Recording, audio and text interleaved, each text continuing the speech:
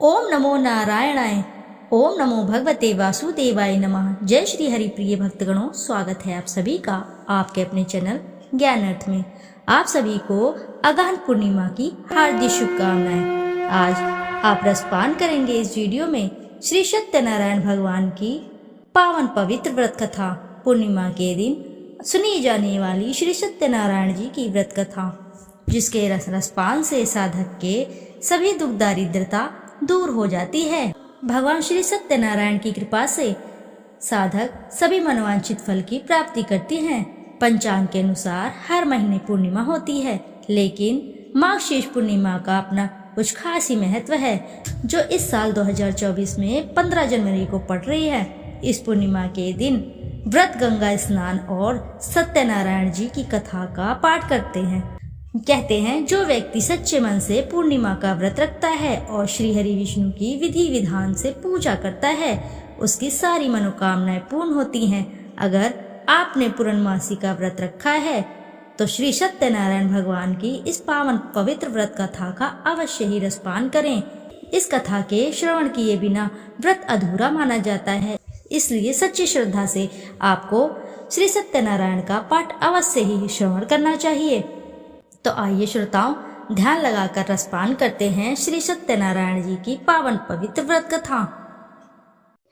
एक बार की बात है, नैमिषारण्य 88,000 ऋषि मुनियों ने सूत जी से पूछा, हे प्रभु, इस कलयुग में वेद विद्या रहित मनुष्य को प्रभु भक्ति किस प्रकार मिलेगी तथा उनका उद्धार कैसे होगा? इसलिए हे मुनि श्रेष्ठ, ऐसा कोई व्रत कहिए जिससे थोड़े समय में पुण्य प्राप्त होवे तथा मनोवांछित फल मिले। ऐसी कथा सुनने की हमारी इच्छा है। सर्वशास्त्र ज्ञाता सूत जी बोले, हे वैष्णव में पूज्य, आप सबने सर्व प्राणियों के हित की बात पूछी है। अब मैं उस सर्वश्रेष्ठ व्रत को आप लोगों से कहूँगा, जिस व्रत को नारद जी ने लक्ष्मी नारायण से पूछा था।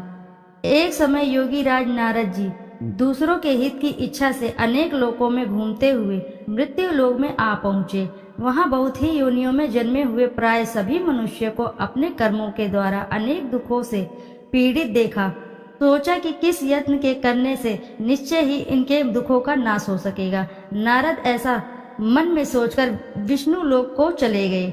वहाँ श्वेत वर्ण और 4 भुजाओं वाले देवों के ईश नारायण को, जिनके हाथों में शंकर, चक्र, गदा और पद्म थे तथा वर्णमाला पहने हुए थे, देखकर स्तुति करने लगे, हे भगवान, आप अत्यंत शक्ति से संपन्न हैं।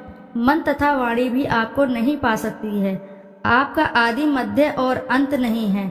निर्गुण स्वरूप सृष्टि के कारण भूत व भक्तों के दुखों को नष्ट करने वाले हो, आपको मेरा नमस्कार है। नारद जी से इस प्रकार की स्तुति सुनकर भगवान विष्णु बोले कि हे मुनि श्रेष्ठ, आपके मन में क्या है? आपका यहाँ किस काम के लिए आगमन हुआ है? निसंकोच कहो। तब नारद मुनि बोले, मृत्यु लोक में सब मनुष्य जो अनेक योनियों में पैदा हुए हैं, अपने कर्मों के द्वारा अनेक प्रकार के दुख से दुखी हो रहे हैं। हे नाथ, मुझ पर दया रखते हो तो बतलाइए कि उन मनुष्य के सब दुख थोड़े से प्रयत्न से ही कैसे दूर हो सकते हैं?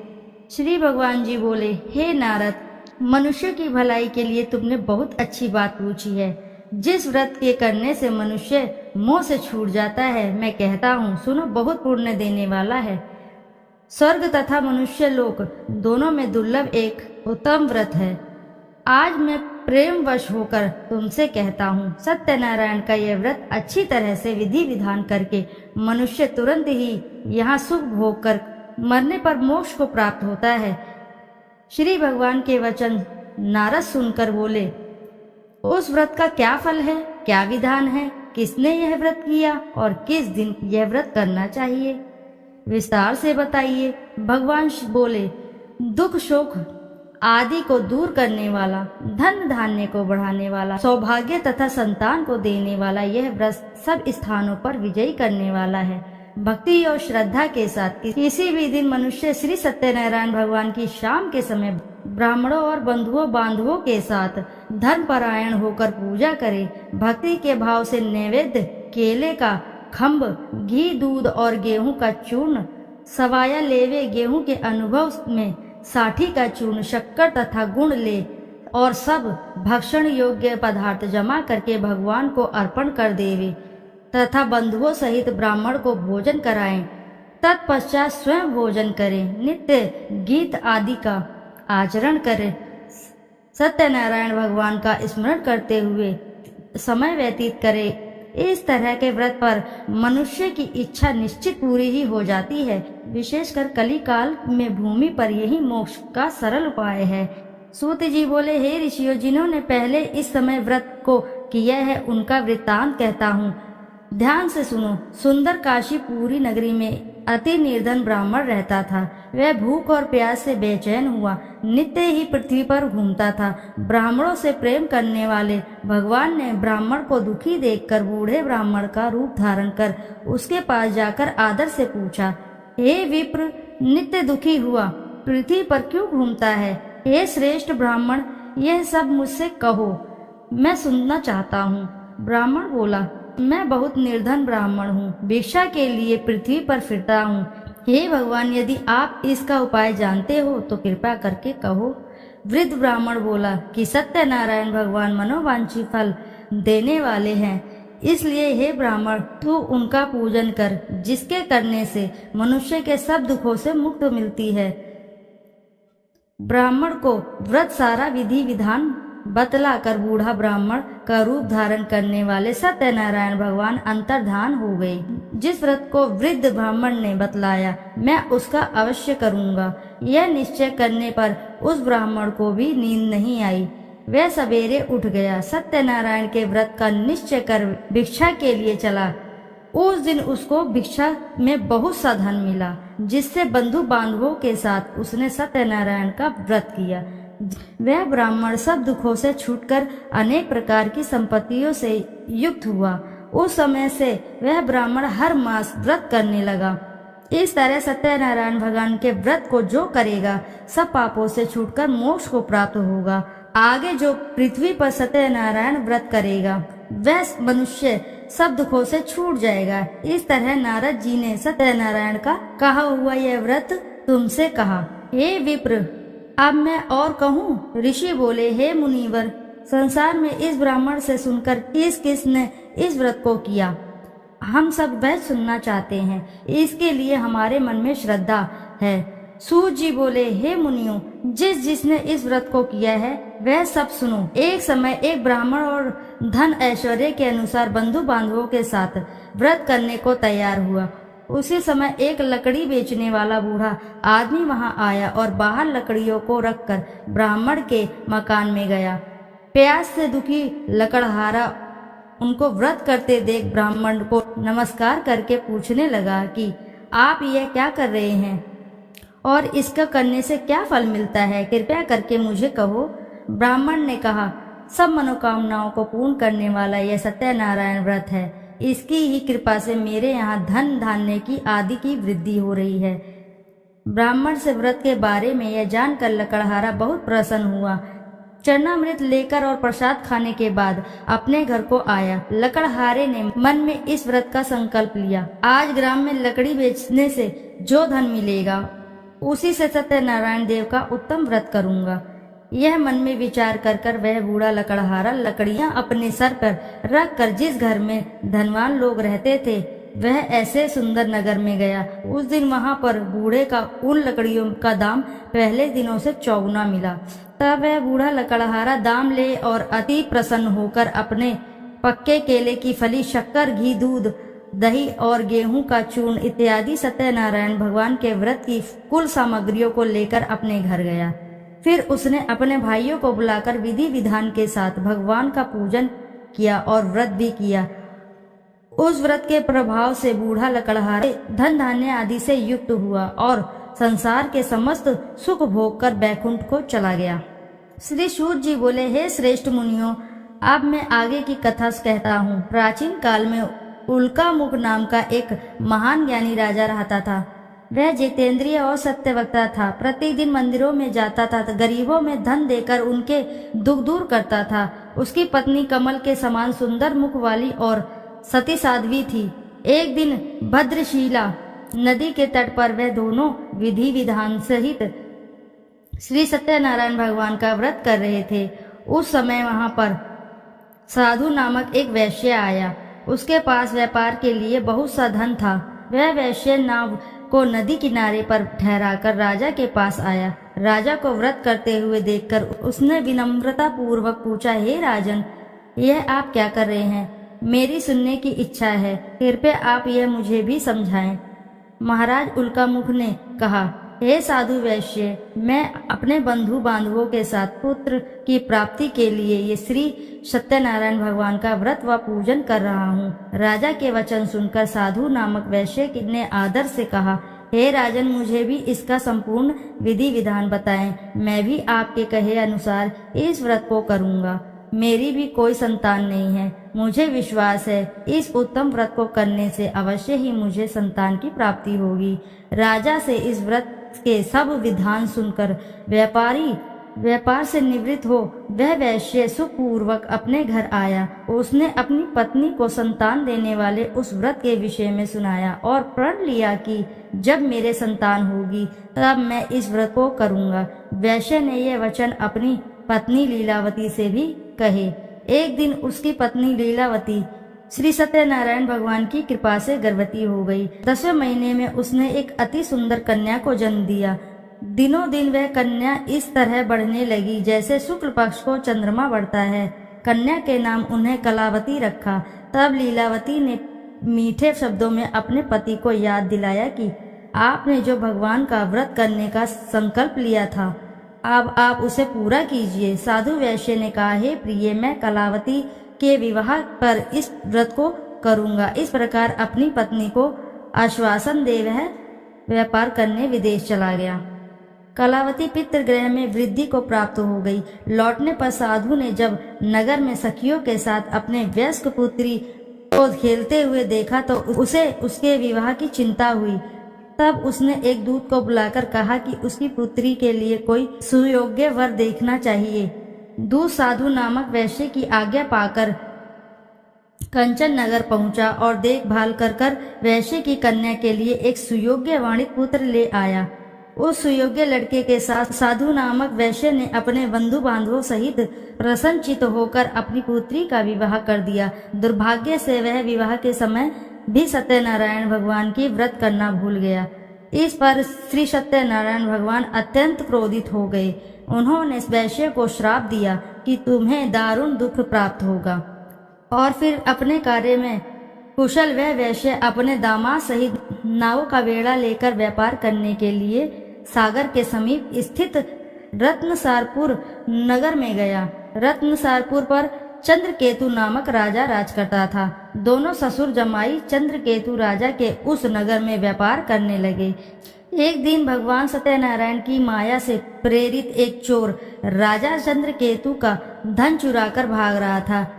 राजा के दूतों को अपने पीछे तेजी से आते देखकर चोर ने घबराकर राजा के धन को वैश्य की नाव में चुपचाप रख दिया था जहां वे ससुर जमाई ठहरे थे, और भाग गया। जब दूतों ने उस वैश्य के पास जाकर राजा के धन को रखा देखा तो उन्होंने उन ससुर दामाद को ही चोर समझा।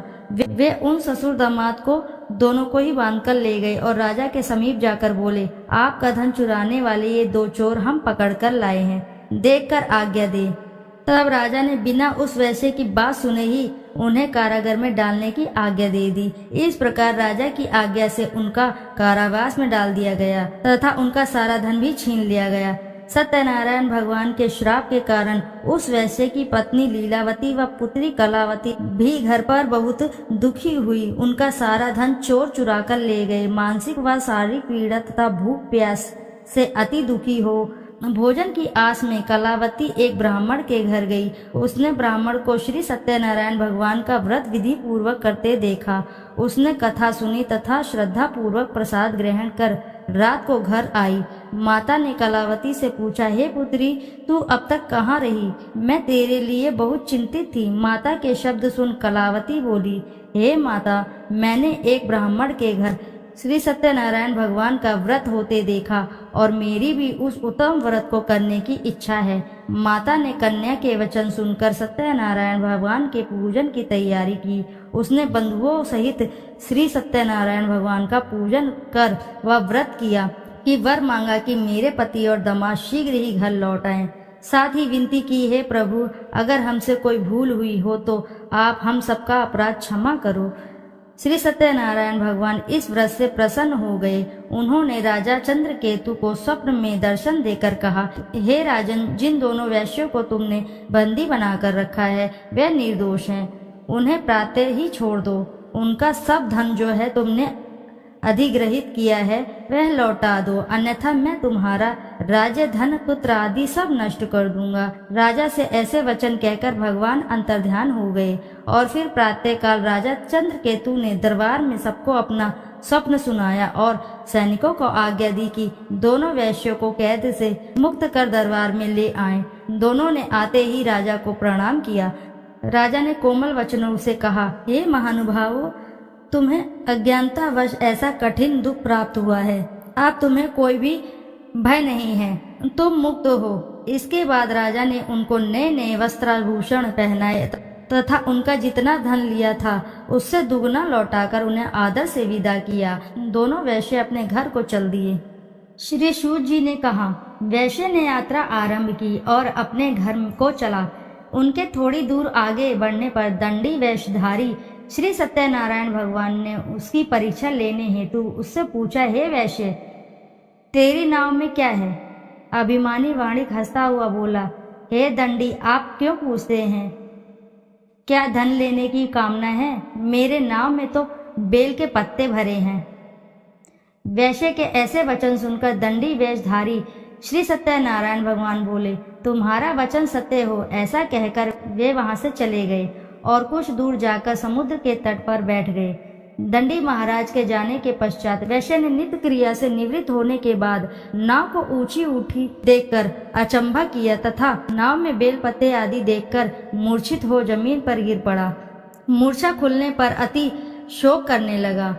तब उसके दामाद ने कहा, आप शोक न करें, यह दंडी महाराज का श्राप है, अतः हमें उनकी शरण में ही चलना चाहिए, वही हमारे दुखों का अंत करेंगे। दामाद के वचन सुनकर वह वैश्य दंडी भगवान के पास पहुंचा और अत्यंत भक्तिभाव से पश्चाताप करते हुए बोला, मैंने जो आपसे असत्य वचन कहे थे उनके लिए मुझे क्षमा करें। ऐसा कहकर वह शोकातुर होकर रोने लगा। तब दंडी भगवान बोले, हे वाणिक पुत्र, मेरी आज्ञा से ही बार बार तुझे दुख कष्ट प्राप्त हुआ है, तू मेरी पूजा से विमुख हुआ है। तब उस वैश्य ने कहा, हे भगवान, आपकी माया को ब्रह्मा आदि देवता भी नहीं समझ पाते, तब मैं मूर्ख भला कैसे जान सकता हूँ?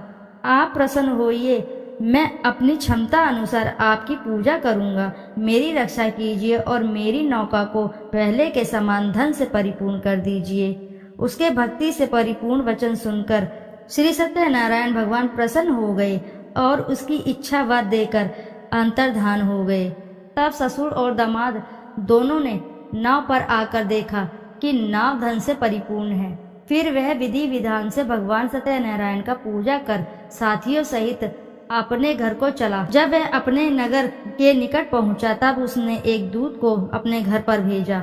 दूत ने साधु नामक वैश्य के घर जाकर उसकी पत्नी को नमस्कार किया और कहा, आपके पति अपने जमाता के सहित इस नगर के समीप आ रहे हैं। लीलावती और उसकी कन्या कलावती उस समय भगवान का पूजन कर रही थी। दूत का वचन सुनकर साधु की पत्नी ने बड़े हर्ष के साथ सत्यनारायण भगवान का पूजन पूर्ण किया और अपनी पुत्री से कहा, मैं अपने पति के दर्शन को जाती हूँ, तू पूजन पूर्ण कर शीघ्र आ जाना। परंतु कलावती पूजन एवं प्रसाद छोड़कर अपने पति के दर्शन को चली गई। पूजन एवं प्रसाद की अवज्ञा के कारण भगवान सत्यनारायण ने रुष्ट हो उसके पति को नाव सहित पानी में डुबो दिया। कलावती अपने पति को ना पाकर रोती हुई जमीन पर गिर पड़ी। नौका को डूबा हुआ तथा कन्या को रोती हुई देख साधु नामक वैश्य द्रवित होकर बोला, हे प्रभु, मुझसे या मेरे परिवार से अज्ञानतावश जो भी अपराध हुए हैं उसे क्षमा करें। उसके ऐसे वचन सुनकर सत्यदेव भगवान प्रसन्न हो गए। आकाशवाणी हुई, हे वैश्य, तेरी पुत्री मेरा प्रसाद छोड़कर आई है, इसलिए इसका पति अदृश्य हुआ है।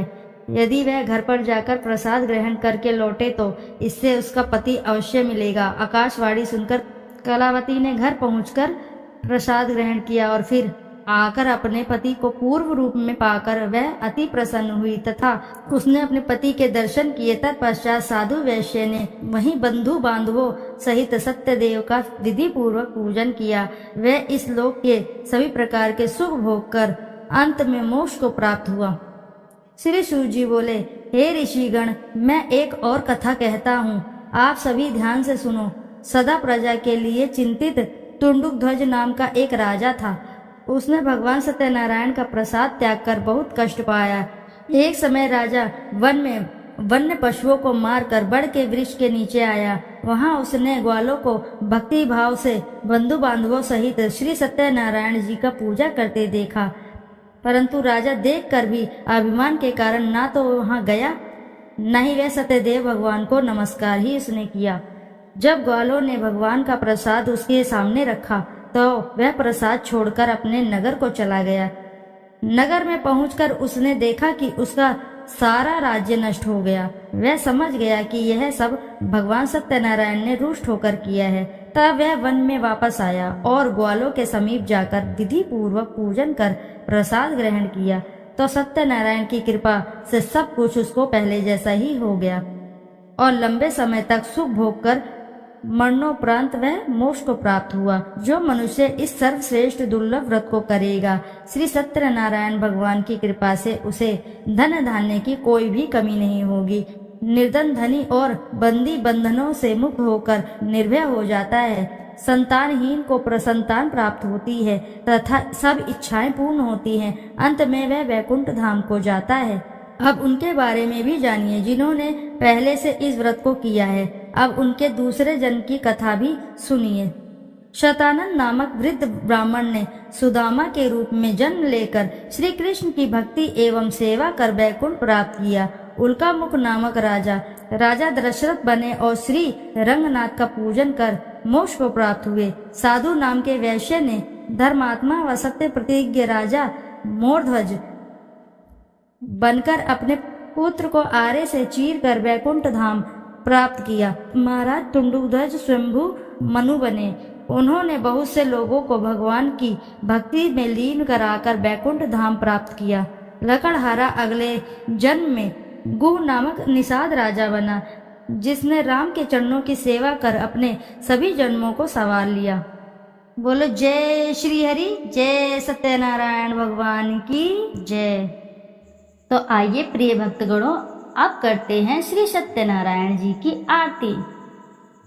जय लक्ष्मी रमणा, जय श्री लक्ष्मी रमणा, सत्यनारायण स्वामी जन पातक हरिणा। जय लक्ष्मी रमणा, रत्न जड़ित सिंहासन अद्भुत छवि राजे, नारद करत निराजन घंटा ध्वनि बाजे।